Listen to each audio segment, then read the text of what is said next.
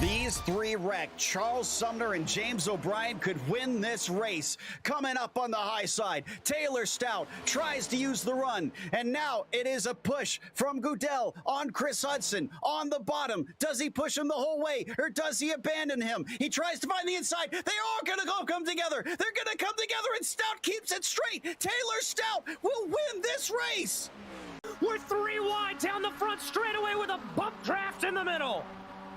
And that's Cowgill that's getting the bump from Cervantes. Another one joining in. Stanton working together with Greenhoe now and looking to go as far into the corner as they dare. Greenhoe around the outside. Cowgill still with him. Gets fed out just like he fed him out before. And Sinead pokes his nose out, and so does Moraes. Moraes manages to get to the inside, but this is through the 90. They're going to be wheel to wheel as they come up through the S's. This could be a toss-up to either one of them as to who comes out ahead. Back and forth they weave as they climb over the crest, almost banging doors, in fact, and cutting a big hole in the air. And Jean-Marc Tremblay wants to try and find a way through. Instead, he has to play defense as now Bertome makes a go at things. And down into the corner, Moraes is onto the podium as J.R. Williams falls to 4th. Close behind. He's just going to want to keep everything nice and tight here. Careful through turn 5. That's a little bit, flirting with disaster was B.J. Fulton. Here he comes on the charge. He's got the speed, but he's around the outside of turn 6, and he takes it. Can he keep it on the track? Yes, he does.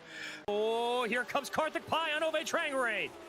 Down the inside of turn 1, and Trangrade off into the grass. Thankfully keeps it from spinning back across into Miko. Miko has to dodge to avoid, but here he goes. Great exit. He's got the slipstream. Ove's going to defend. Coming down into Charlotte's Web, looking around the outside, breaks deeper into the corner. Can he do it the long way around? Not quite. Not quite, and Lino's going to have to line this up again, but he is very close. He's not done. He's going to have a look going down to the inside of the museum corner. He's going to have to be later under the binders, too wide. Couldn't quite get there, and a little puff of smoke as he has to get on the brakes once again, not to run into the back of him.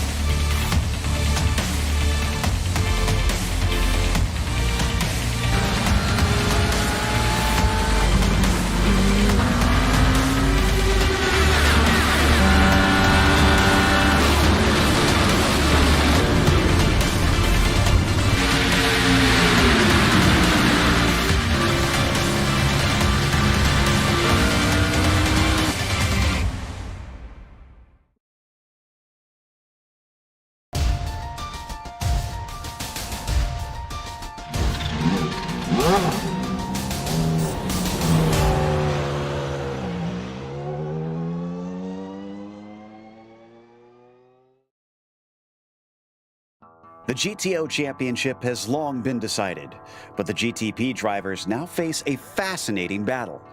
The unique nature of drop weeks means that in spite of a points lead, Iamaki cannot wreck out, or else he will lose the crown no matter what Lepisto does. Will this come into play at a track notorious for gobbling up cars? We'll find out soon as we get ready to watch round 12 of the iRacing Kamel GT series, and you'll see it all live here on the Global SimRacing channel. Hi, I'm Joe Peak, and with me in the booth is Adam Lindgren. Behind the scenes is our director, Zach Johnson, and he's using cameras provided by Dougie Beard. Bathurst seems almost cartoonish by today's standards of racetracks, but a street circuit that climbs up and down a mountain truly does exist. Let's head to our track eye to learn more.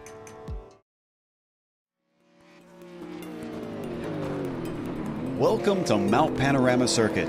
Most drivers simply refer to this place as Bathurst, with it being located just to the southwest of the city's major hub. But most ominously, and perhaps appropriately, it's been nicknamed the Mountain. With more than 500 feet of elevation change over the course of a lap, it's easy to understand why. Though originally built for racing, it's become a street circuit over time, with the track itself used for regular traffic and featuring residential housing all along the roads. This makes this 4-mile, 23-turn course incredibly unique in the world of racing. In the past, the track has hosted a variety of types of cars, including open-wheelers. But modern safety standards means that most competitive racing has now been limited to sports cars and touring cars. However, the dangers are very real due to the incredibly high speeds and lack of runoff throughout much of the circuit. The quickest parts are the run up the mountain straight towards Griffin's Bend, and then the flat-out blast back down the Conrad Straight and into the chase. This chicane was added in the late 80s to break up the run down to Murray's Corner. But while most chicanes are derided for ruining the character of a track, the terrifying speed as you approach it and the general difficulty make it fit right in with Bathurst challenges. However, the toughest portions are undoubtedly along the mountain itself, with notorious corners like the Cutting, Brock's Skyline, the Dipper, and Forest's Elbow. In fact, one of the more unique worries of this course is that all of these parts are so narrow that track blockages due to wrecks are not uncommon in the first few laps. The Australian fans often line the fences and hillsides to witness the daredevil spectacle of drivers trying to claim King of the Mountain. You can't blame them with how rare of a sight a track like Bathurst is today.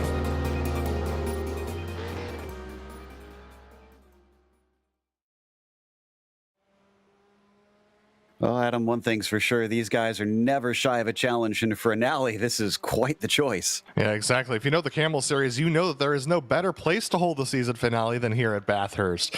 The Mount Panorama Circuit is a 4-mile, 6.2-kilometer, 23-turn, absolute banger of a street course with over 574 feet of elevation change over the course of the lap and barriers right up next to the track. The Audis, surprisingly, will feel most at home here with their four-wheel drive turbo boxes flowing well over the top of the mountain with a touch of understeer, of course. The Nissans will struggle the most here due to the high curbs and tight confines, but will still manage a significant lap time gap over the Audis due to how fast they can crest the mountain. Multiclass here, quite frankly, shouldn't exist, but this is the Kamel series, so here we are. Everything is fine at the bottom of the mountain where the track is wide enough and straight enough to accommodate passing, but climbing and descending the mountain provides very few lapping opportunities for the Nissan, and they can lose around 5 seconds if they're not careful. Their best shot is between McPhillamy Park and Skyline, and anywhere else is not just a danger zone, but a death zone. Suffice it to say, Joe, today, more than many days in Kamel, is all about survival, and that's saying something. Yeah, it really is. And if we look at the championship, hopefully we can give a little better insight here. So the way the drop weeks work, they get 2 drop weeks. Ardo Iamaki has none of them. So if he does not score, he simply does not score points. Lepisto has 14 points in his drop right now. So if he does not score, 14 points are added to his. So that's how he will beat Iamaki if neither of them technically finish this race. They are the only ones able to take the championship. Sintez, Galindo, Olsen, and Jungbluth are too far back at this stage, and in fact are mostly probably concerned with trying to overtake one another for that 3rd spot in the points. We also have the GTO championship, which, as I mentioned, is already kind of done.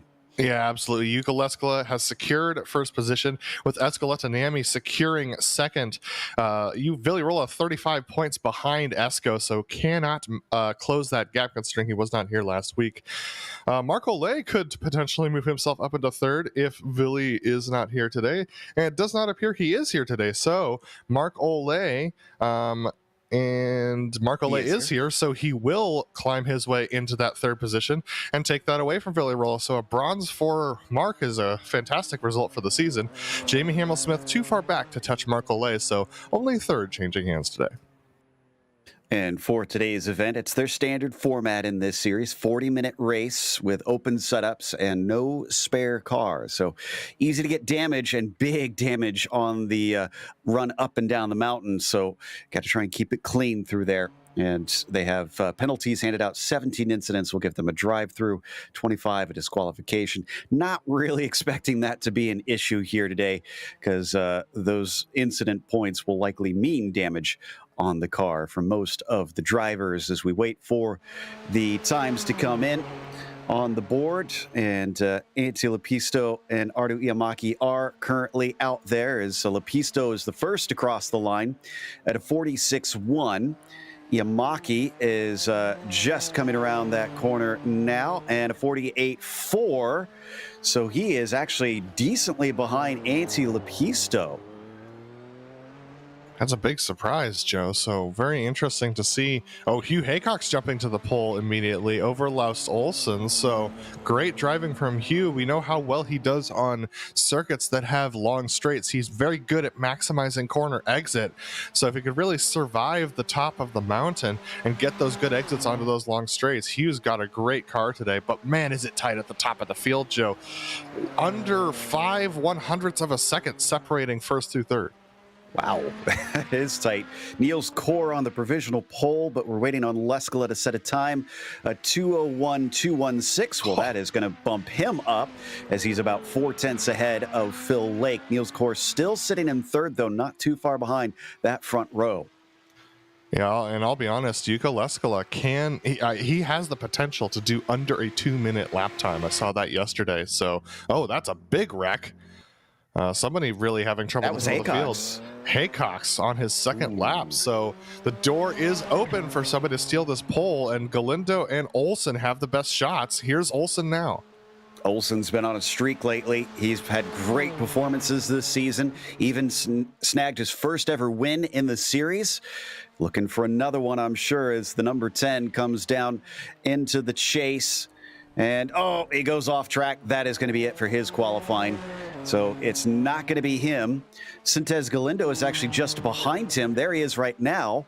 And I think he was clean. It looks like he did not go off into the grass.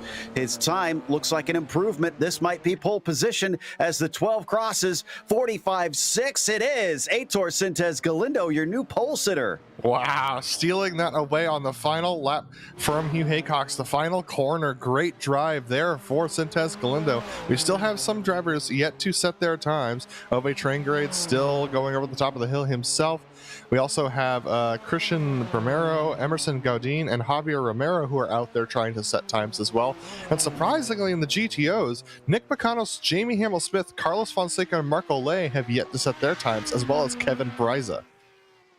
Doug Cloud improved, but did not go up a position. I'm watching Niels Core now, who sits in third, trying to see if he can edge his way toward the front row. A 2:01.6 stays there as a 2:21 will not improve for him, unfortunately. Great improvement from Ian Haycox to bump himself up to fifth. Javier Del Olmo bumps himself up to fourth position, knocking Haycox and Laughter down a spot as well. Hideki Koivisto does well in the GTPs to move up to 13th position. Now we're watching Jamie Hamill-Smith. What can he do? Can he set himself a decent time on the mountain? Let's see what happens as he comes off of the final quarter, crosses the line. 2:03.48 is good enough for the 10th position in class. And that was important because his first lap got deleted. Yuko Leskala, by the way, he didn't get under the 2-minute mark, but he's 9/10 of a second away from Phil Lake currently. It's not looking good for his rivals. Absolutely. So just keeping my eyes. Marco Lay did complete a qualifying time. Last of the current qualifiers in 13th position for the GTOs. So, yes, he needs 4 points to pass Villarola. Drop points are not a factor in the GTO championship at all. So 4 points is all he needs. So realistically, by starting this race, he will clinch third position in the championship. Here's John Keefe trying to improve his time from 1:48.175, trying to get that up there into the 1:47 range. And it's a 48.0, so it's a small improvement. And that, unfortunately, does not take him up the order. He'll stay in P12 as the clock ticks down to 0. Nobody else is able to qualify from here, which means our grid is set with a large chunk of our Nissans not setting a time, interestingly. Yeesh. Let's take a look at the starting order. Aitor Sintez Galindo is on the pole over Hugh Haycox, who was not able to take his second lap. Will he quickly challenge to try to snatch that lead away? Laust Olsen will be third as Antti Lepisto will start from P4, looking good to maybe actually take this championship. Ove Trangarade will be P5. Arturo Maki, if he finishes here in 6, he will still be champion, but he has to focus on not losing any more spots. Fabian Jungbluth will start from 7th as Robert Plumley will be 8th. After that, Martin Krajcik is on the inside of the 5th row with Romain Belorgi in 10th as Doug Cloud starts in 11th. Then it's John Keefe in 12th, followed by Hideki Koivisto in 13th and Gianluca Gabbiani in 14th. Last of the prototypes to set a time was Kurt Clapper in P15. Jorge Zuniga, Jason Clapper, Christian Bermejo, Emerson Gaudin, Christian Arribas, and Javier Romero will start at the back of the Nissans. It's a good collection of a lot of drivers we've seen over the course of the season here today, with Yuko Leskala taking pole over Phil Lake by nearly a second here. A 2-minute flat 0.6. Niels Kor tucked in behind Phil by only 3/100ths of a second. Reed Miller in the 4th position, with Javier Del Olmo lining up in 5th. Ben Lafter is going to be 6th today, with Ian Haycox lining up in 7th. Nick Bacanos in 8th today. Franco Scurry's going to lap in 9th, with Jamie Hamill-Smith in 10th. Those two drivers a little bit far back for their usual starting position. So we got Fabio Sol in the 11th position, with Silver Piermetz in the 12th spot. Mark Olay, the last of our drivers to set a qualifying time, in the 13th position. Then we got Kevin Breza and Carlos Fonseca rounding out your 15-car Audi field and 36-car field today here. By the way, for Mark to get those valuable 4 points, he only needs to finish 12th or better, and that will do it for him. So keep an eye on that and see where he winds up. He's 1 position out of it right now, actually. So here's hoping, crossing fingers for him. Although if you're a fan of Villi Rolla, you're probably hoping that he doesn't get that 1 spot up. But we start off now. Before we get to the racing, we want to mention our channel sponsor. Make sure and check out the Majors Garage, home of free Baseline Plus setups. Get help from any of the garage coaches 24/7. Sign up now for awesome, affordable monthly subscriptions, telemetry, coaching, and more by simply clicking on our link in the description below. Also, if you use our special discount code MajorsGSRC, you'll get 10% off. That is far beyond the minds of these guys right now, because they are focused on the task at hand. It takes everything to keep it between the walls here at Bathurst. And up at the front, Sintez Galindo goes quickly. It's a good jump over Hugh Haycox as they fly down towards Hell Corner. This can sometimes be a place where problems happen for drivers in lap 1. So far, so good for Lepisto and Olsen, who stay side by side behind them. Everything clean. Let's head to the GTOs. A misshift for Leskala going into 3rd gear gave Phil Lake the lead as they came through the final corner. Now it's Reed Miller trying to challenge him into 1, but it's not going to happen. So Phil Lake leads over Yuko Leskala, Reed Miller, then Niels Kor, Javier Del Olmo, Ian Haycox, and Ben Lafter. Ian making the pass on Ben Lafter on this first lap. So a very clean start for the Audis, but a surprise leader going into Griffin's Bend. Laust Olsen right now able to take 3rd away. Whoa! Huge wreck behind. That was Niels Kor taking it way too deep on Reed Miller into Griffin's, and now Niels is out. And so is Miller's Reed. Parking it. Oh, man. 2nd corner of the race, and both drivers out early. That has got to be frustrating. But as we watch the top of that field come through, already Phil Lake is leading. He manages to get ahead of Yuko Leskala, but it's Javier Del Olmo we see on screen being chased by Ian Haycox, Ben Lafter, and Franco Scurry. Absolutely, and Nick Bacanos is on board with that as well. Look how tight that group is tucked in behind Ian Haycox. This hill has got to be a real challenge for Ian as he's diving it down into the dipper. It's so challenging to go through here in these vehicles, Joe. The front end just wants to get away from you at all moments, but still a fairly comfortable lap comparatively. But up in the lead of the GTPs, Hugh Haycox and Aitor Sintez Galindo right tucked in nose to tail as they go into lap 2.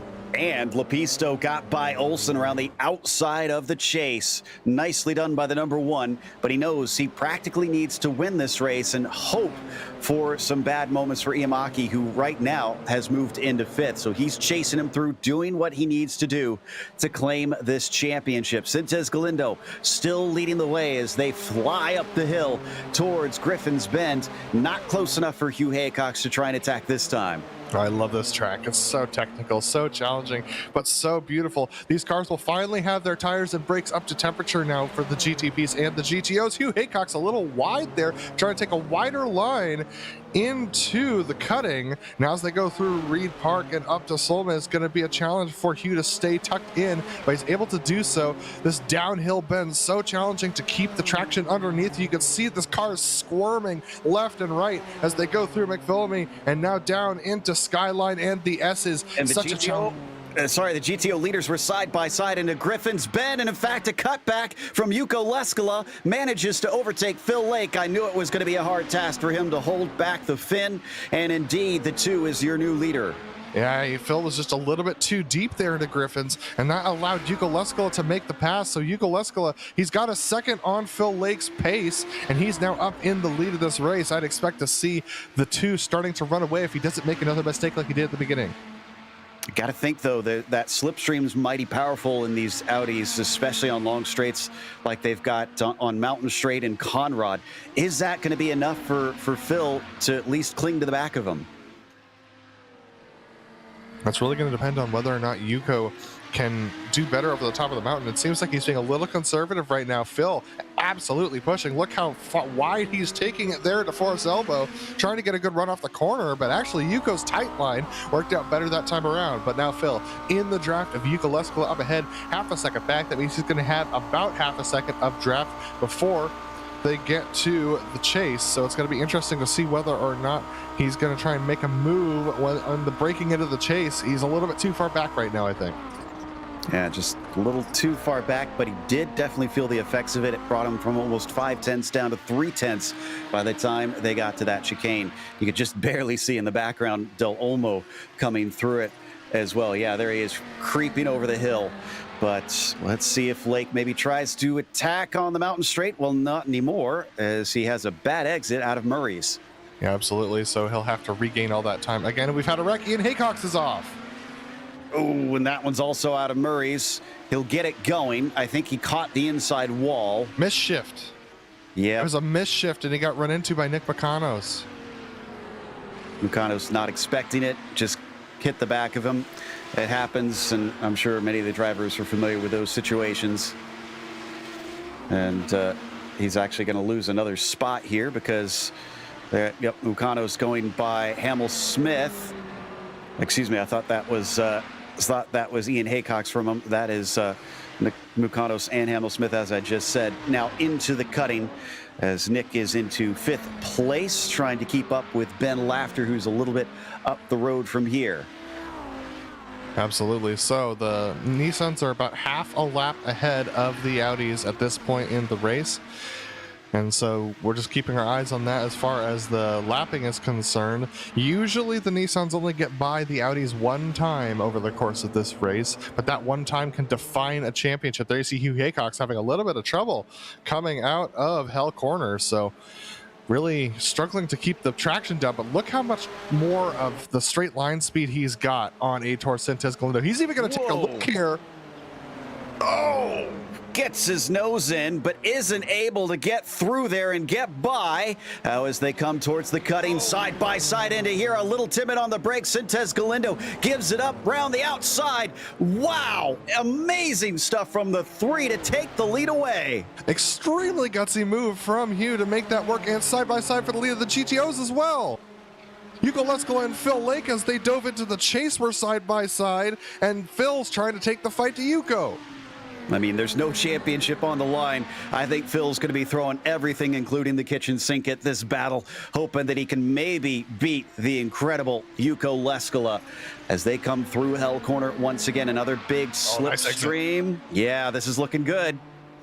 Fantastic exit for Phil Lake. He did a little bit of a late apex, just clipped that curve just a little bit on the inside, just bumped him into a correct line. Phil's got an awesome opportunity here as they come towards Griffin's. He's going to take a look around the outside. They're going to go through side by side here with Phil Lake trying to power down the outside. Yuko has the break. Phil goes a little wide. They're still side by side into the cutting. Almost a repeat of what we saw with the GTPs, but this time the car attacking is not able to make the overtake, so Phil Lake stays in second. No, Iamaki with a problem. Iamaki is off. What has happened? And he toes. Is this the championship over? He blew his engine. He short shifted. Money shift for Arno Iamaki is going to put him out of the championship. I cannot believe what we're seeing today in the 2 Retro Series here on Saturdays. The Lotus 49 Championship was decided on the first lap from a spin, and now only 4 laps in, our GTP Championship has been decided. This is just incredible developments. It's possible that Arno could keep going, but I mean, that's going to be a major repair for him. We're at side by side for 12th position right now between Gianluca Gabbiani and Hideki Koivisto in the GTPs, as well as they dive themselves into Griffins, and side by side with Hideki and Roman Belorgi now. Yeah, there you see them on screen up into the cutting, and thankfully they get that one sorted out as Koivisto is going to come out in 12th position. And remember that there's at least 19th place, or excuse me, not 19th place, I believe it was 9th place rather, that we need to see. Oh, yeah, mischief, sorry, from Eukaleskala. Phil Lake's making a move on Eukaleskala now as they head towards Hell Corner. They're going to be side by side again. Bathurst absolutely giving us a show here today, Joe. Off into the lead this time, he gets it done, but now it's going to give the slipstream to Leskala. As he trails along, he could easily try and fight back. Lake's covering the inside. Not completely, though, just about a car's width in there, and Yuko decides otherwise as they hit the binders. Gianluca Gabbiani off and around. He made contact with a couple of other cars in this incident as well. This was off the nose of Hideki Koivisto with Roman Belorgi as well. They were coming down through Forest Elbow, coming on to Conrad, and they all got together, and that ended up sending Gabbiani around. So a change in the GTP Championship picture right now is that Lepisto's scoring 20 points. So I believe that means 7 more points would be needed for Leskala. That would be, it looks like 12th, 11th, 10th, 9th place or better, if I'm seeing correctly. And Joe, you said that Mark Olay needed to get 12th or better to clinch 3rd? Yes. Well, unfortunately, he's 5 laps down with major damage, so Mark Olay's not going to move up either. So Villy Roll is going to have clinched that unless 2 other people wreck out of this race. I'm not saying that's not possible, but Mark's not in a good position right now. Yes, if I'm getting it correctly, 9th or better, because 7 points would tie them, and more points, tied points would give Iamaki the championship, but it's a 30-minute repair for Iamaki, and actually, has he left the session itself? No, he's still in here, so he could be taking those repairs, but it's extremely unlikely. He has to hope for many, many cars to have DNFs here soon. Take a look at this battle. This is 5th place in the GTPs between Ove Trankray and Fabian Jungbluth. Robert Plumley looking on in 7th position, tucked in behind them. That's Lost also just ahead of this group as well. So that's actually the battle for 4th position, as they're actually in starting to get into the thick of the GTO traffic. So this is really going to start affecting these battles. And as they come down, the lead of the GTOs is side by side again. Yuko Leskala trying to go around the outside of Griffin's Bend. Phil Lake trying to hold strong on the inside, and he's going to get the better exit this time.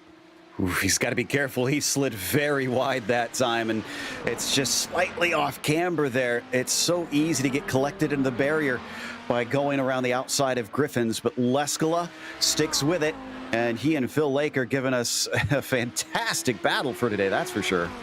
We may be jumping around a lot, but there are lots of battles going on throughout the track, and many of them actually have points implications going on. But wow, Phil Lake, very loose and very wide over the top of the mountain. Those rear tires a little hot for him right now. Yuko Leskala a little bit more planted at the moment as they dive down the hill. Yuko's so strong during this section as they go through the dipper. I know he's extremely strong. I was watching his onboards yesterday, and absolutely a revolutionary line through part of this track. Look at how tight he takes it through Forest Elbow. Now onto Conrad. He's got a really good opportunity. And Yuko Leskala has a great run. He's going to have the slipstream, and it looks like he is actually going to be fully by the time they hit the binders. Plenty of momentum and straightaway to spare. But Phil Lake could try and fight back by outbreaking him into the chase. No, a big defense almost coming together, given just enough space going in and coming out. A pinch at the apex prevents Lake from being able to get that done. You do not race someone like this that you do not know. These two guys have been duking it out for multiple years in the GTO class. They know each other so well. That kind of tight racing is not possible if you're not familiar with the driver you're battling with. These two guys are absolutely putting on a show for us today and fighting it as hard as they possibly can. And Aitor, as well as Hugh and Lepisto, have caught up to the lapped cars. There you could kind of see them in the background. Yeah, just getting glimpses of them. So they're almost up to the GTO leaders as well. And so it's going to be 2 laps on the GTOs this race, I think. Yeah, I'm pretty sure you're right on that. And Lepisto getting back to the racing line. Now, here's where it gets interesting. Lepisto, again, at this stage, really doesn't even need to finish. So I believe, yeah, he still will be able to take the championship even if he wrecks out from here. So he can take risks. I was about to say that he just kind of wants to try and finish, and that will mainly be an emotional thing for him.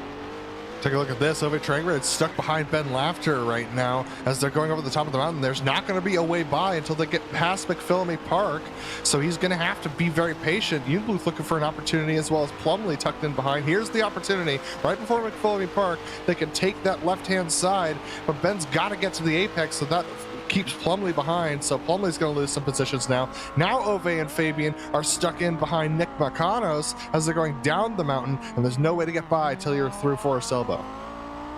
Well, I like this. This is a shifter cam, I guess you could say, for Nick Mucanos here as we come down the hill. No, excuse me, not hill, Laughter.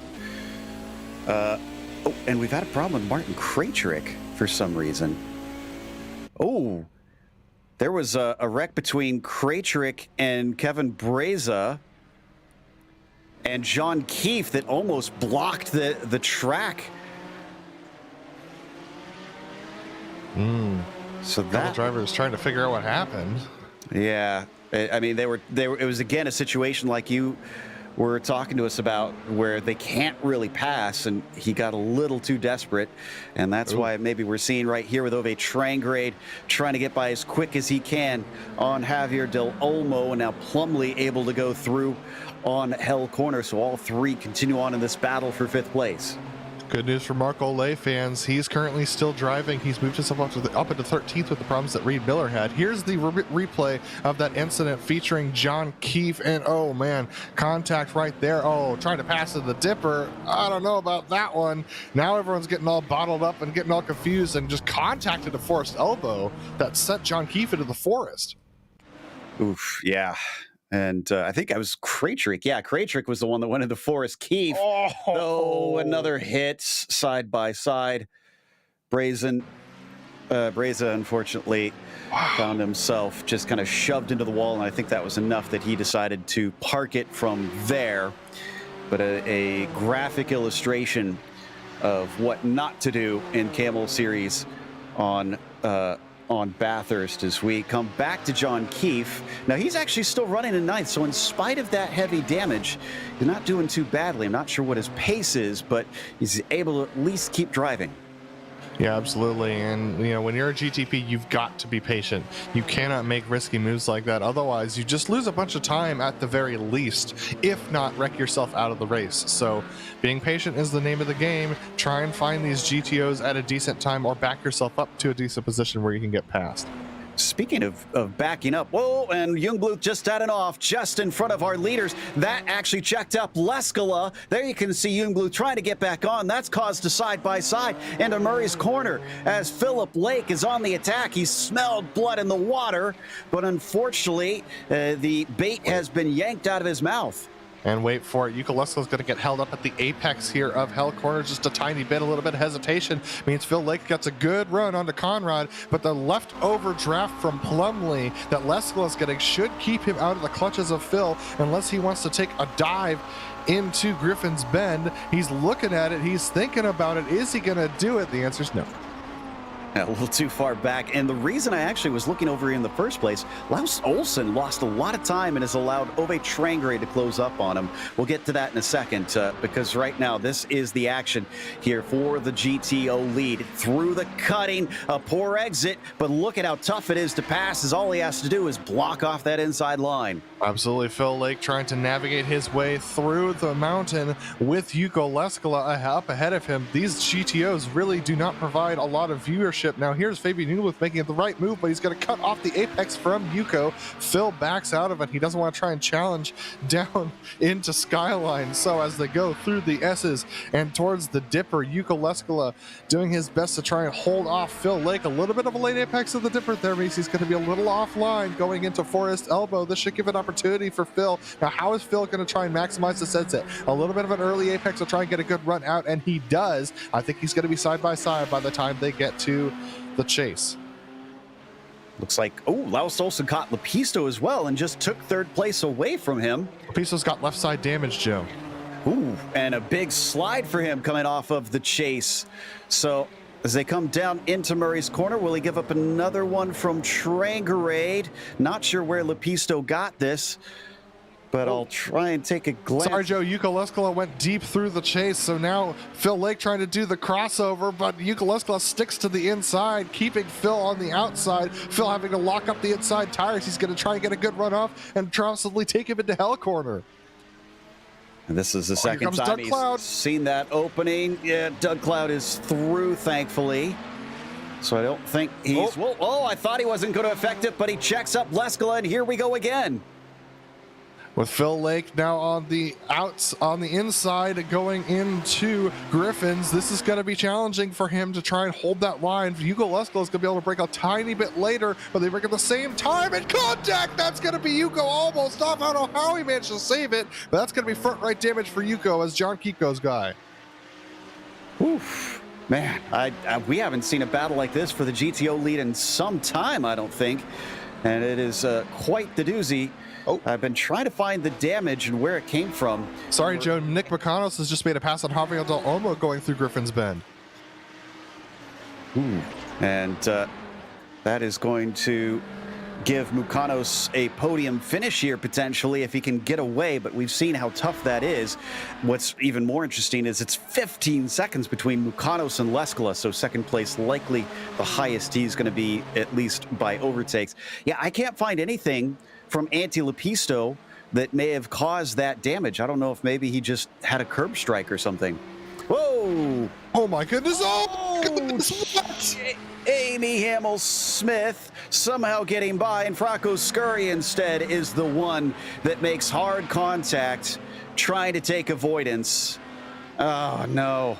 Unbelievable. I want to see the onboard from Jamie Hamill-Smith's view. That man needs a change of trousers. That was Christian Bermejo in the 32, and he's going to try and limp it home here. So that's Scurry that you see smoking, attempting to try and get repairs. So up and over the crest. Yep, cannot see that car at all. Oof, Hamill-Smith doing an amazing job to keep from getting involved in that. Here's the incident. Cost it just a little wide, and at this point, frankly, the 32 probably should have towed it. Okay, here we go. Let's see how much time he has to react to this. Sometimes you'd rather be lucky than good. Oh my gosh. Whew. So we mentioned Lepisto a little bit earlier. He's all the way down to 5th, and I think he's going to lose one to Plumley now as well, because he's already caught him. So whatever this damage is doing, this is costing Lepisto a significant amount of pace. Yeah, interestingly enough, Yuko Leskala was able to get by Phil Lake on Conrad Straight. I think Phil had a slowdown or something. He was very much off the pace on Conrad. He's back on the back of Yuko Leskala. But I was going to say, even before that, Yuko has a race pace advantage over Phil Lake in clear air. So as Lepisto loses another position to Robert Plumley. So I did find out that the damage occurred on lap 7. Oh, he clipped the inside of Forest Elbow. That's what did it for Lepisto. So the mystery has been solved. And this one, he's just trying to limp home to collect whatever points he can from here. As we continue to watch the battle for P1, Yuko Leskala barely ahead of Phil Lake. And they've got Emerson Gaudin, who is going to go by. This is perhaps one of the best spots for him to try and make this overtake. A long, long straight where he is easily passed. Yep, and Phil Lake in the draft of Yuko Leskala, but really not able to close that much. He's going to have to do it under braking to try and get back up there to challenge Yuko, or Yuko could take it a little bit too deep into the chase, and that brings Phil right back into the clutches. This has been a very un-Yuko-like race. Multiple errors that we've seen out of him. Yeah. And Phil Lake has been taking advantage of it by being able to keep the pressure on and continue to attack him. At times, he's been able to get by. He just can't keep hold of it. No, both of these drivers being a little bit uncharacteristically mistake-prone today, and that's kept the battle close, which, I mean, we appreciate as viewers and broadcasters and fans. But I'm sure these guys are both a little frustrated with themselves right now. Speaking of points, though, as you were mentioning, Joe, Mark Ole has made it into the 12th position. He's still 6 laps down, 5 laps off of the lead. But Franco Scurry being in the pits with that engine damage means that Mark Ole is going to be into 11th. So he will, even if he wrecks out, at this point, he will secure that 3rd place in the championship. Oh, and Ben Laughter is out as well, and he's on the same lap as him. So yes, this will mean that I don't believe he can lose it from here unless even if Franco Scurry gets out, because we just lost our last repairing driver. So yeah, that is the championship. Yeah, absolutely. And Franco won't be able to get out because his incident happened. That's going to be like a half-hour engine change for Franco at this point at least. So let's take a look at what happened to Ben Laughter here. We got the replay. And trying to let drivers through up and over Skyline. He's off the side of the course. He's going to park it.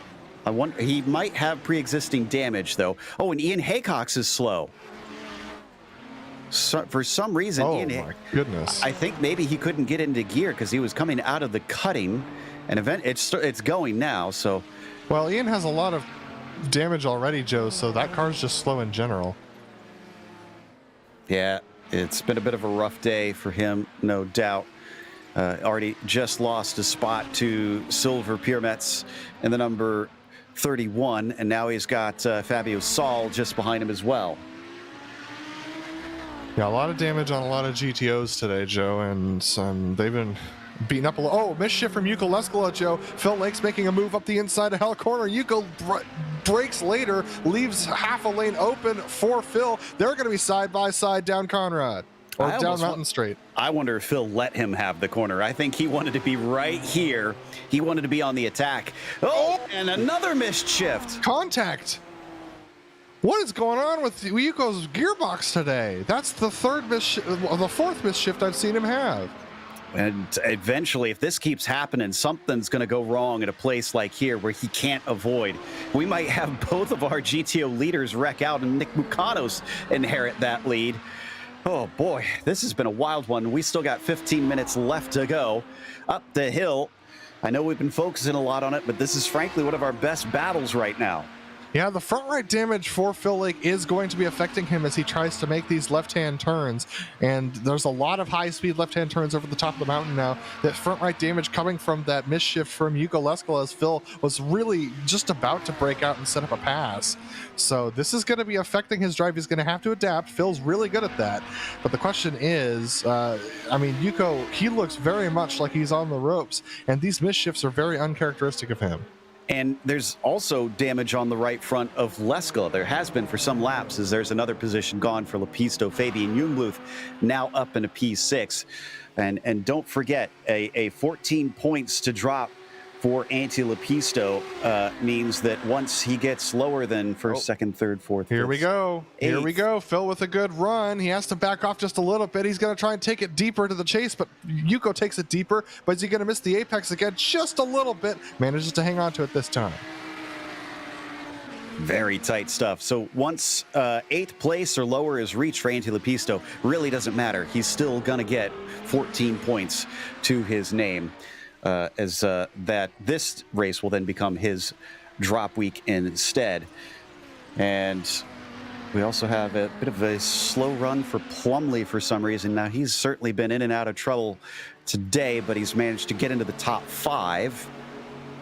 And looks like he's okay now as he's carrying on. I'm not seeing any damage on the car. I wonder if that was just waiting up for Saul there. Yeah, I'll bet it was. And Jungbluth, though, very quick right now, trying to close himself back up to Plumley. Jungbluth, having recovered back to his starting position of 7th, trying to make his way back forward, but it's a real challenge around this track to try and make those positions. It is. A lot of times it's just keeping it on the track that you can get them back as other drivers drop out and DNF. We're down to 26 overall, still racing, if I'm seeing correctly, out of our 36 starters. So nearly lost a quarter of them. Yeah, absolutely. And it's, I mean, that's just the nature of the mountain, Joe. Bathurst, absolutely. I mean, it just gives and takes and gives and takes, and it mostly takes.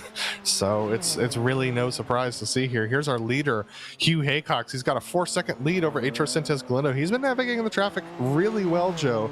And so it's no surprise to see him up there in the lead. But that battle with Aitor at the beginning of the race was a great one. And Hugh's just been able to navigate the conditions a little bit better today.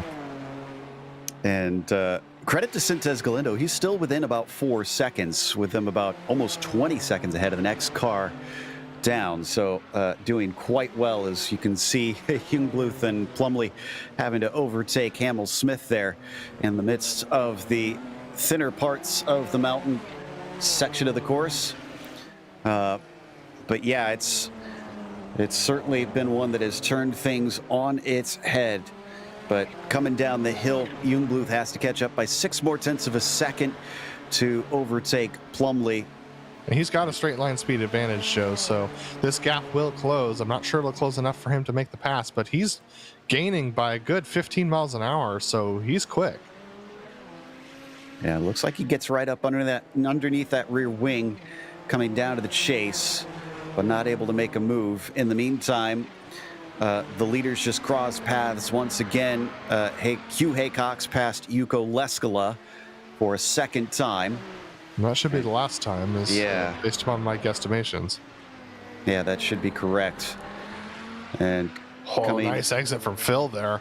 But he's right on the back of Yuko. I know, right? Going over the top of the mountain, there's nowhere to go. The best he could do is to put pressure on Yuko, and it works. Yuko hits the inside there, coming through Reed Park.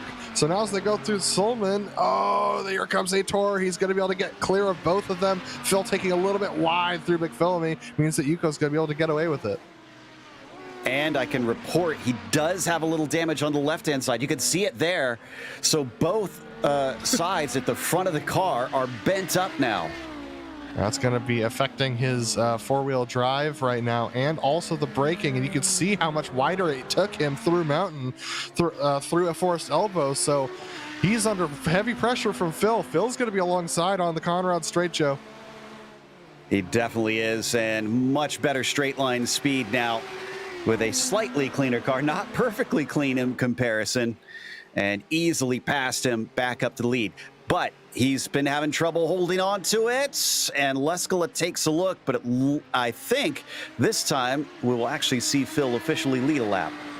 We'll find out. Yuko's a fighter, and he's coming back at Phil. He's deciding to hold on to it right now. Possibly going to challenge. Oh, my goodness. It's going to be close. Phil takes it too deep through Murray's. This is John Keefe trying to get by there side by side into Hell Corner. Phil taking it deep again, but locks up the right front. That's going to give Yuko the position going on to the mountain straight. But we already saw in Conrad is another problem for Jungbluth is off in the chase. He'll get back going. Oh, well, I thought this was going to be easy for Lake. I thought he was going to be faster in a straight line, but he's not gaining quite like I thought he would. And he's going to stay in second place. Joe, we just had a big moment with Fabio Saul. And this was off the nose of Hideki Koivisto, who got into the grass a little bit. This one's worth a replay for sure. Oh, no. And I think, honestly, this one's more on Koivisto. Yeah, just touched the grass. See ya. Oh, and who was that got damage as well? Was that Jason Clapper, I think? Yeah, Jason Clapper. He had a wild ride. Well, I don't know if... oh, my goodness. I don't know if Fabio has had a chance to take a look at that replay, but you better call Saul and tell him that that was not quite his fault. As here down into the corner, a pass attempt and spinning around. That was a replay, I believe. And Jungbluth going to get it going once again, so that's why we saw him slow. Yep, so two drivers, well, three drivers really having trouble on the same lap. And Jungbluth, I mean, he had his opportunity to get up there and pass Plumlee, just not quite close enough. It continues to eat up drivers. Are we going to have at least half of them left is the question. Nice battle here between Laust Olsen and Ove Trangrade. Trangrade finally back up to the back of Olsen, and they're closing up to our lead battle in the GTOs as well, Phil Lake and Jukka Leskala. So this will be interesting. This should define both of these battles. Well, I say that. They should catch each other on the mountain straights, so maybe not. It falls back a little bit. But, ooh, he might get held up because that is Lake and Leskala. No, looks like that doesn't cost him any time. In fact, he'll use the slipstream off the back of one Audi, and then the next, Ove gets a bite off of one, but not both of them. He has to stay to the inside and will not be able to attack. 6 minutes left on the clock now. We're only on lap 19. It is so long to traverse this mountain. Oh my goodness, I absolutely adore this track, and I love this battle that's been going on for the lead of the GTOs. We haven't had a lead battle like this for most of the season, to be honest with you, so it's refreshing to see. This used to be the norm. In fact, it used to be a norm with about 6 cars being up here in this lead battle. So this battle between Yuko and Phil, reminiscent of days of old, and these two have been in it for years. So it's awesome to see them duking it out here on the mountain. Yeah, but Yuko's been a bit greedy this season. 9 wins out of the 11 races so far versus Phil Lake. He's had 3 second places and a third. Not a win yet here in the GTOs, and he looks eager to try and take that away. Some of this lap traffic could offer an opportunity. They've got Plumlee and Jungbluth who are fighting for position coming up behind. Great job from Phil Lake. We're running on board with him as he heads down Conrad Straight. He's going to get passed by Plumlee. That's Plumlee off to the right side. He's going to duck behind Plumlee and grab a little bit of extra draft, but Jukka Leskala will also be able to get drafted for Plumlee. And here comes Jungbluth with a head of steam. He's going to go roaring by Jukka Leskala as they dive into the chase for one more time. Phil Lake laid on the brakes, a little bit of a clip of the grass and clip of the inside curb, puts him a little bit upset, but he's still going to be powering out of that corner. He's got decent speed on Jukka Leskala through the chase. That's his best advantage position, but Jukka tends to take it deep on the brakes there to hold off Phil. Phil clipping the inside curbing, has to do a little bit of counter string. That's going to lose him about 2/10. Absolutely. You can see the distance between them compared to before now. So let's watch whether or not he can close up along the mountain straight as the two battling GTPs leave them behind. He's going to get a whiff of the slipstream, but not enough. And on top of it, behind him, you could see Christian Arribas approaching. Now, he's not battling with anybody, but he won't want to sit there forever. So as he starts to catch them now up into the cutting, he's going to have to pick his pass wisely. Absolutely, and the best place to pass is that gap between Sulman and McPhilmy, or after McPhilmy and before Skyline. So those are the two best places, and he should catch them right around the gap between Sulman and McPhilmy. So let's see where Christian decides to go. These two are absolutely attacking the top of the mountain right now. So Christian actually a little bit too far back to take that gap or this one, so he's got to stay behind for the entirety of the mountain, Joe. Yeah, he is about 50 seconds ahead of the next car, so I think it shouldn't be too much of a problem. Oh, but this is Antti Lepisto now. Oh, sorry, we got to go to the back for third position in the GTPs. Laust Olsen getting passed by Ove Trangrade. Ove Trangrade with the head of steam. Laust can't do much about it, unfortunately. So Laust Olsen off of the podium right now. Ove deep into the chase, but able to hang on to it. So Trangrade up from his 5th position now onto the podium. Laust Olsen off of it through Murray's corner. Both of them slightly off the apex and down the front stretch. I think they've only got a couple more laps to go, and Hugh Haycox just had a very close moment himself trying to put a lap on Silver Pyramets. He got on the radio slightly unhappy about that. Absolutely, but Silver just trying to stay off of the apex, and man, Joe, I know we keep trying to go other places, but this battle for the lead of the GTOs just keeps not separating at all.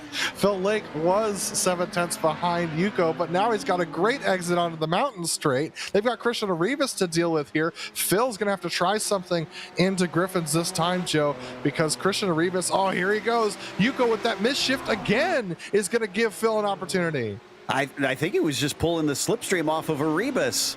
Just got the momentum, and Lake is through. Leskala now behind up the hill. This is what we've been waiting for. I don't think we've seen Phil leading into Griffin's Bend. And Joe, it's 2 to go for these guys, so Hugo's got to get something done to get past Phil again. Now, he's done it multiple times on Conrad. Phil's going to have to try and figure out something here to get past on Conrad.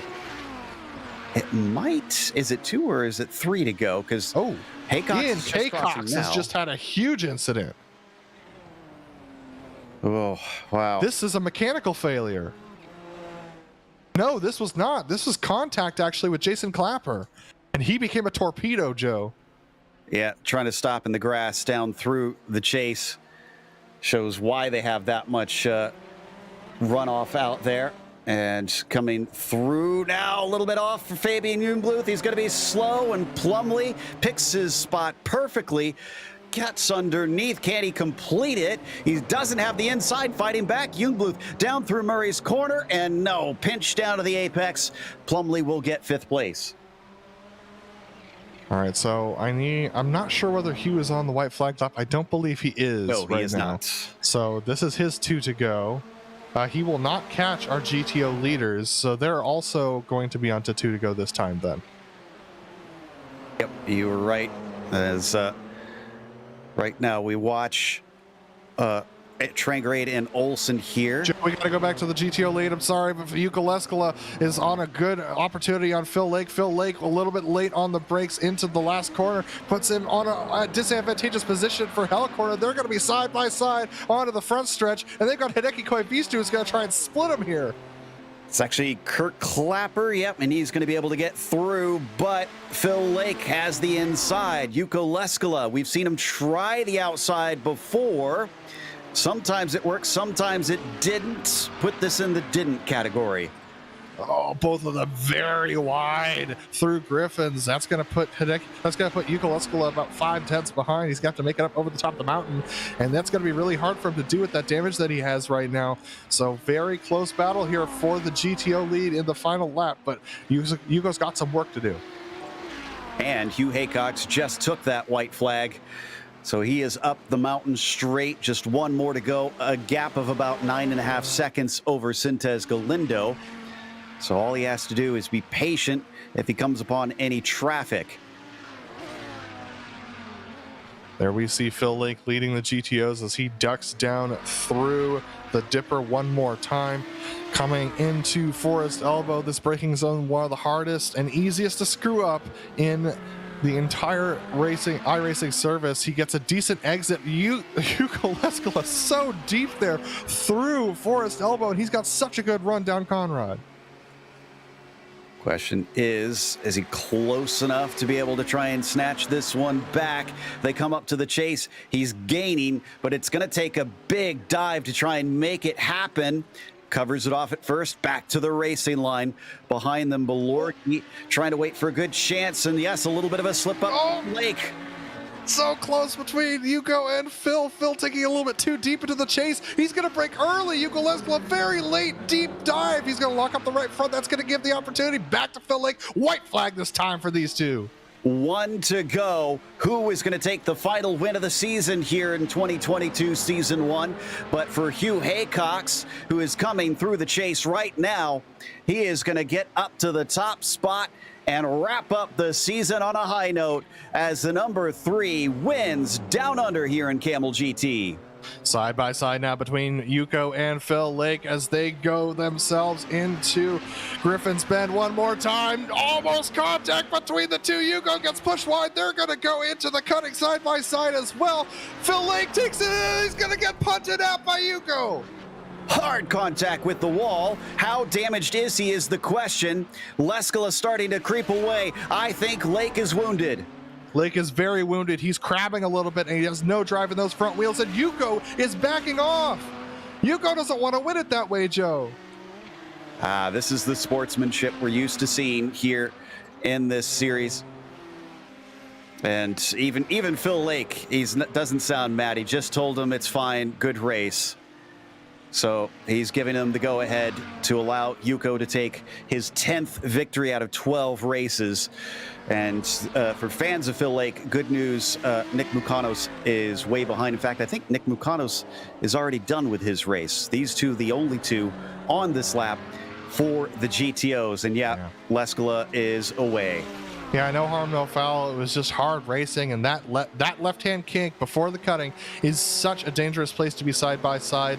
And the Audi, the way that it steers into the corner is by getting a little bit loose so that you can get the four-wheel drive going in the right direction. So just both cars doing that at the same time. Phil Lake's front nose came left. Yuko Leskala's back rear came right as they both set for the corner. And just a little bit of a hit check from Yuko Leskala sent Phil into the wall. So racing incident for those two. Yuko Leskala is going to coast himself to the final corner. We'll see what he does here. He's very, very slow right now, but he is going to take the win and cross the line. So he was out of fuel, Joe. For Leskala. Is that it? Wow. Yeah. He wouldn't have been able to make it. He wouldn't have been able to make it onto Conrad with the fuel that he had they been still going side by side. Wow. And that changes the complexion of that quite a bit. So Lake probably would have won it. We'll see what they think afterwards. But again, it's, as you said, kind of expected if you go side by side into the cutting. In the meantime, we're going to take a quick break. We'll come back with the unofficial results as well as driver interviews. So stick around. This is iRacing, the world's premier online racing game. iRacing puts you in the driver's seat to experience today's newest form of competitive motorsport, virtual racing, all from your home PC. Race virtually in indoor series from NASCAR, IndyCar, IMSA, the World of Outlaws, Aussie Supercars and more. Take on legendary circuits like Daytona, Silverstone and the Nürburgring. Join iRacing's global online racing community and get on track today at iRacing.com.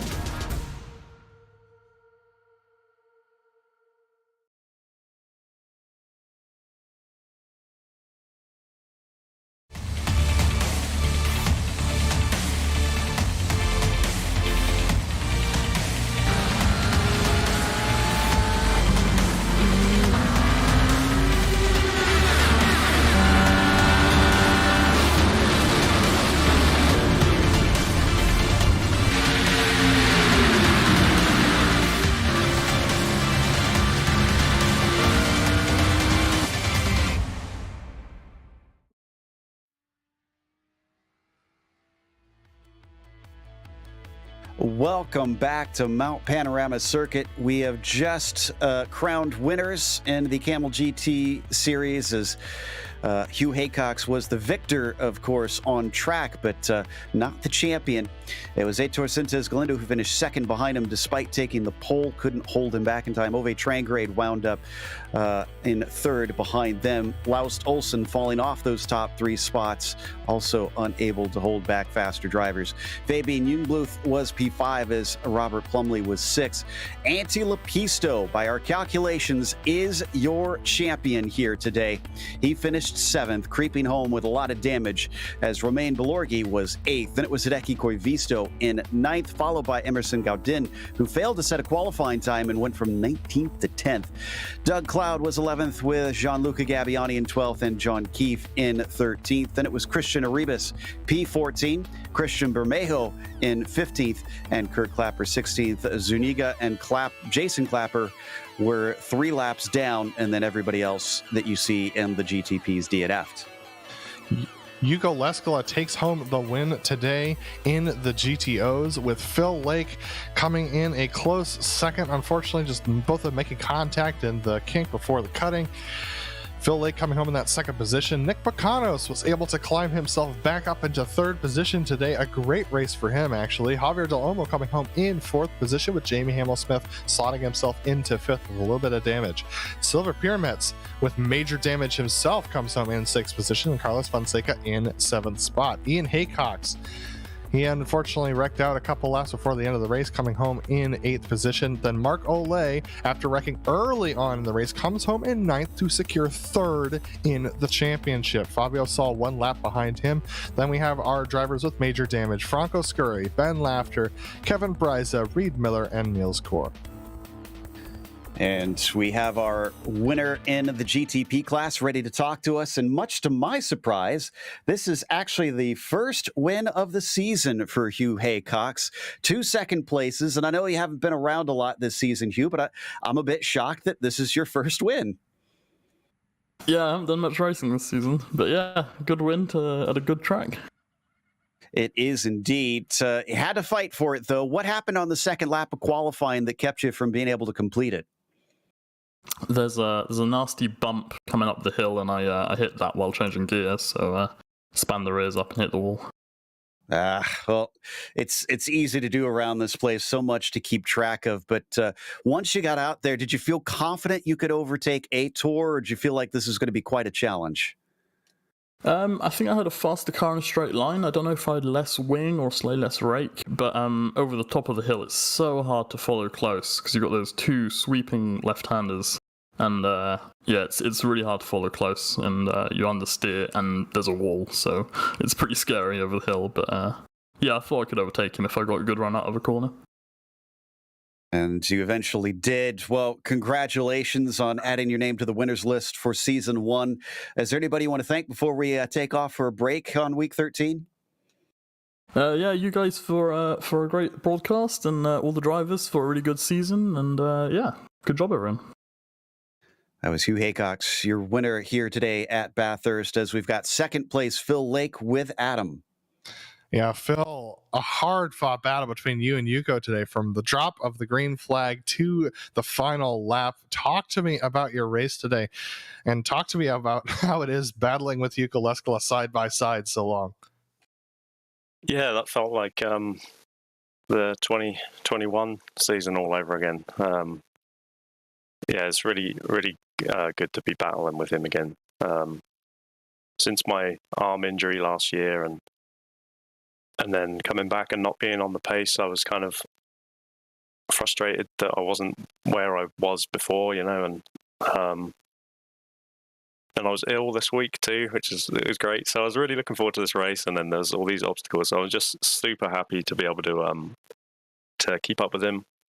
And I thought I maybe had a chance there at the end, but obviously, well, you saw what happened. But yeah, going too wide into the cutting is never going to end particularly well. But I was prepared to take that risk. Absolutely. Both of you were prepared to take a lot of risks, and you're actually putting so much pressure on Yuko that he had a lot more mischiefs than we're used to seeing him have today. And you were putting a lot of pressure on him that was causing uncharacteristic mistakes.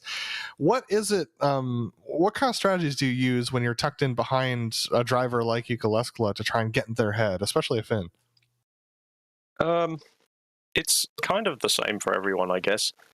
You're just sitting there and just watching their lines, and where you have it's like a tiny little difference in line or a slight advantage, and then using that to apply pressure or to set up a move if you can. I was getting a much better exit out of the cut-in most laps, and that allowed me to be really close for all the fast lefts, but you can't do anything. You can't do anything through there. So that was unfortunate, but I did just use that to put as much pressure on as I could. And at one point, he did clip a wall, so I think it was working. And then the main battle here is down into the chase and down in and up into turn 2. So it was just that over and over and trying to outbrake each other. So it was a lot of fun and a really clean. I know it ended in a crash, but it was really clean racing. And I know at one point I tagged him and redressed the position, and it was just a really great race. It was from our perspective as well. And I know that most of the Kamel drivers are going to head off into a week off, but you guys have got something going on with the Dirty Turk Racing. You got the Road America 500 coming up next week. Tell us a little bit about that. Yeah, so yeah, hopefully not too many of the guys are going to take a break. But yeah, next week, so we've got a sort of reenactment of the 1989 Road America 500. So it's the full race length in both classes. And we've got 2 time slots. So we've got the normal same time as this race, and then there's another race which will be at 8 a.m. GMT on the Sunday. So hopefully get a good turnout, and you guys obviously are going to be there for both of them. So that's it's going to be awesome. Yeah, absolutely. So, Phil, congratulations on that second position, and congratulations on a great race. I know those feel good, especially after you were sick this week. Is there anyone you want to thank for your season and the race today? Just all my teammates, you guys, my parents for watching, and just the Kamel community in general. It's super fun when you have a race like this. That was Phil Lake, who came home in the second position, and we'll see him next week at the Road America 500. And Joe Peak is talking with second place in the GTOs, Aitor Sintes Galindo. Indeed. And Aitor, I was asking Hugh if he thought it would be tough to try and get by you. So I'll ask the reverse. When you saw that you were on pole and it was Hugh starting next to you, did that cause any nerves? Do you feel like you're going to have a tough time holding him back? Yeah, it was. It was definitely in my thoughts. It was like, yeah, I started on pole, which was surprising, honestly, and yeah, it was like, if I get ahead of Hugh, that would be nice. But today I had a setup which was a very high on wing. So if he could get a good run on the straight, it was like a game over for me, which eventually happened. But it did a good move on the I think it was the cutting. So yeah. Congrats to Hugh, of course. Amazing pace as usual, and happy to be P2 in the end, even though I couldn't convert pole into victory. But yeah, it was kind of expected because we've been running together all week, and he got a little bit a better pace. So yeah, today was try to survive, which I did, and yeah, happy to be here. Well, you're here, but will you be there when we go to Road America during week 13? We were just talking to Phil, who's helped organize those special Road America 500s. You going to take part in the special events? Yeah, absolutely. I will participate in Road America 500. I will bring Jorge, my teammate, together. We both running together and bring up the good results. So yeah, looking forward to next week. Have a good fun there. I'm sure you will, and I can't wait to get to call those. Is there anybody you want to thank that helped make this podium possible today, as well as a great season, finishing 4th in the points?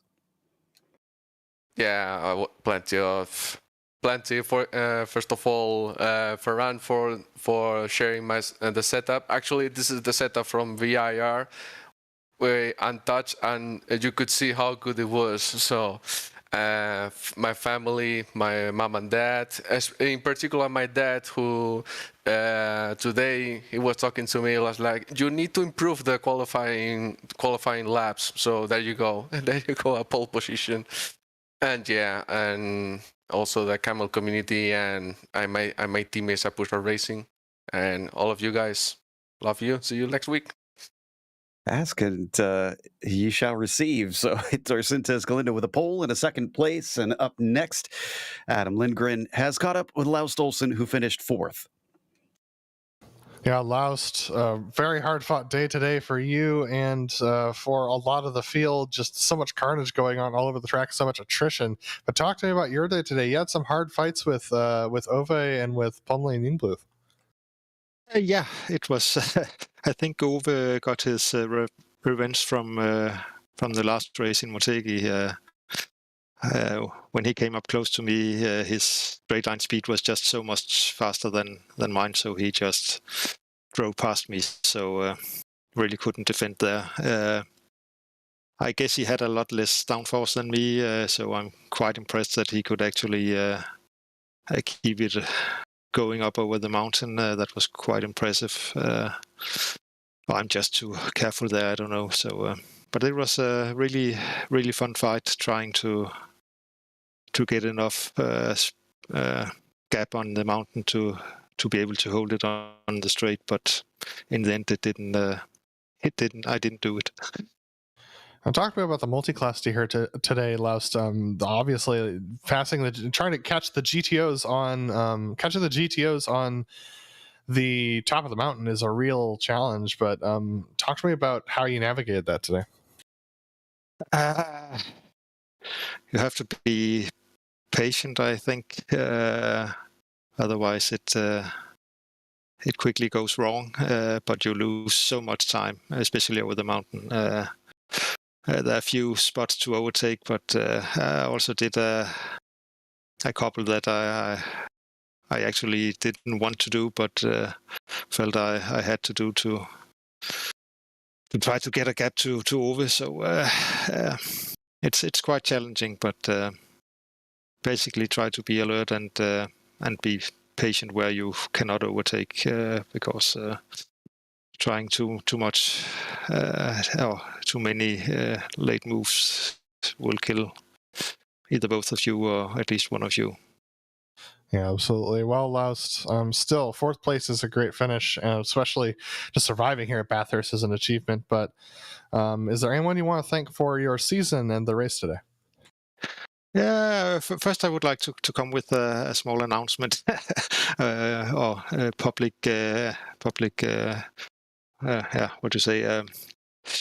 Actually, I'm not. Don't let you fooled by the Swedish colors on my car. I'm actually not from Sweden. I'm from Denmark. Just happen to like those colors. So it's pure coincidental that that they match the Swedish colors. So. And then I want to thank you guys for the broadcast and the Kamel community in general. Great racing with a lot of people this season. Well, thanks for talking to us, Laust, and we look forward to seeing you at the Road America 500. Yes, I'll be there. That was Laust Olsen, who finished 4th place in the GTPs, and Joe has caught up with Jamie Himmel-Smith, who finished in 5th place in the GTOs. He did, but with Phil Lake having that great 2nd place, that unfortunately knocks Jamie down to 6th in the points. Jamie, how do you feel about this season? There was a lot of drivers that had some craziness happen all throughout. Let's see if we can get Jamie mic'd up here, as seems to. There we go. Yeah. Yeah. Sorry about that. Yeah, it was a really tough season for me. I felt like there were just a lot of races that I struggled to complete. This one, it felt really, really good to finish. I didn't really care what position it was. Yeah, Bathurst, sometimes that really is the goal, not just a win, but just a finish. With a couple new tracks, it sounds like coming, at least one road track on its way here in the next build. Is there anything in particular looking forward to in next season? Not really. I think there's a rumor that we may get one of the new Aussie tracks, and I'm always interested in trying a new track. I think Kamel is a great series to end up trying some new tracks, because we're pretty adventurous with the track selection compared to some of the more mainstream series, I think. Well, it is indeed. It'll be Winton Motor Raceway, one of the Aussie tracks. But here's the interesting thing. It's less than 2 miles long. So if you guys are going to be adventurous, you definitely will with that one. Understood. Yeah, I just wanted to take a moment to talk about the checkup at the beginning of the race. I don't know what happened there. I saw some cars in front of me that looked like they were about to spin, and I hit the brakes, and I got a 4X from behind. I think it might have been Mark Ole. I just wanted to apologize for that. There were a lot of close calls in this race. Like there was one over the mountain, and I literally held my breath. I didn't know what was going to happen. But yeah, the attrition in this one was pretty crazy. Well, we head off to next season. Is there anybody you want to thank before you take off? Yeah, as always, I just want to thank the Kamel community and everyone behind the cameras for the broadcast. All of you guys always put on such a great show for us, and it's always a lot of fun. I'm just looking forward to continuing to battle with everyone next season. We look forward to seeing you back, because that was Jamie Hamill-Smith, 5th place in the GTOs out there today, which is going to close us out. So a big thank you again to the channel sponsor before we go, the Majors Garage. Check the link in the description below. If you click that and use our promo code MajorsGSRC, you'll get 10% off on your order. Also, thanks to the Kamel GT community from ourselves as well for bringing us back for another season of coverage. Thanks goes to the companies that provide the software and hardware for our broadcast listed on your screen. And additional thanks to June Lalonde, who provides our wonderful music. Check out her Bandcamp for more great work. Thanks to the team today, Adam, Zach, and Dougie. You can find more info about GSRC at globalsimracingchannel.com or through our social media. Also, check out our merchandise store at gsrc.storenvy.com. There's a link in the description below to make it easy to get there. And don't forget to subscribe to our YouTube channel so you don't miss a moment, because, as we said, the next one comes up on Saturday, March 19th at noon Eastern for official stuff. But on next Saturday at the normal time, we have the Road America 500, and then also, again, at 3:45 a.m. Eastern here for those of you over in the States that are willing to get up early. We have upcoming races for other series listed on the screen, so check those out and mark them down on your calendar, including, in just about a half hour's time, the Majors Team Endurance Challenge has their season finale at Silverstone at 2 p.m. Eastern. 6 hours of racing upcoming. Until next time, race clean, race hard, and we'll see you on the track.